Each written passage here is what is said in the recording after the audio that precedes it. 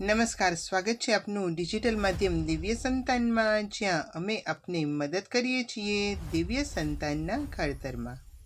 પુરુષોત્તમ માસની આ પવિત્ર ગર્ભ પ્રાર્થનાની શ્રેણીના ચોથા દિવસમાં આપ સૌનું હાર્દિક સ્વાગત છે. ગર્ભાવસ્થા એ એક દિવ્ય આત્માને શ્રેષ્ઠ સંસ્કાર આપવાનો સ્વર્ણિમ અવસર છે. ગર્ભમાં રહેલું બાળક માતાના દરેક વિચારો, લાગણીઓ અને ભાવોને ખૂબ જ ઊંડાણપૂર્વક અનુભવે છે.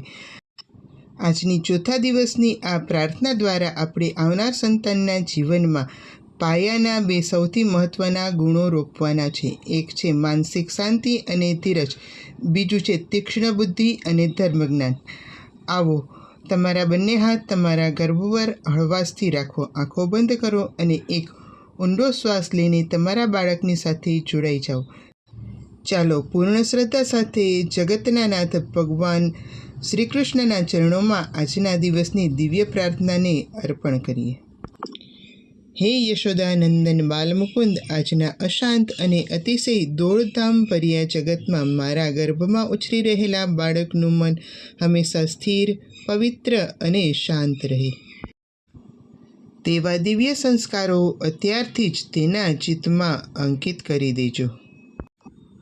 હે પ્રભુ, તેને જીવનની નાની નાની મુશ્કેલીઓ અને પડકારોમાં પણ ડર્યા વગર અડગ રહીને ધીરજથી કામ લેવાની અદ્ભુત શક્તિ આપજો. ગર્ભમાં રહીને તે અત્યારે મારી આ આંતરિક શાંતિનો અહેસાસ કરે અને તેને ગર્ભમાં જ એ સત્ય શીખવા મળે કે સાચું સુખ બહારની ભૌતિક વસ્તુઓમાં નહીં, પરંતુ અંતરની શાંતિમાં રહેલું છે. હે કેશવ, આ પવિત્ર પુરુષોત્તમ માસમાં હું આપના પરમ મનોહર બાળ સ્વરૂપનું સ્મરણ કરું છું. જે રીતે આપની બાળલીલાઓએ આખી સૃષ્ટિના મન મોહી લીધા હતા, તેવું જ તેજસ્વી, સદ્ગુણી અને મનોહર સંતાન મને પ્રાપ્ત થાય. હે દયાળુ પરમાત્મા, જે રીતે આપે ગર્ભમાં રહેલા વીર અભિમન્યુને યુદ્ધ કળાનું જ્ઞાન આપ્યું હતું, તેવી જ રીતે આ પવિત્ર માસના પ્રભાવથી મારા બાળકને જીવન જીવવાની શ્રેષ્ઠ કળા, અદ્ભુત ધીરજ, ગંભીરતા અને પરમ ધર્મનું જ્ઞાન ગર્ભમાં જ પ્રાપ્ત થાય તેવી કૃપા કરો, જેથી તે ભવિષ્યમાં જીવનના ગમે તેવા મોટા વાવાઝોડામાં પણ હિમાલયની જેમ અડગ રહી શકે. હે નારાયણ, મારી આ પ્રાર્થનાનો સ્વીકાર કરો. મારા બાળકને આપના શરણમાં લો. ઓમ શાંતિ શાંતિ શાંતિ. વહાલી માતાઓ, આ ચોથા દિવસની પ્રાર્થના તમારા બાળકના અર્ધજાગૃત મનમાં, એટલે કે સબકોન્શિયસ માઇન્ડમાં શાંતિ અને અચોડ બુદ્ધિમત્તાના બીજ વાવશે.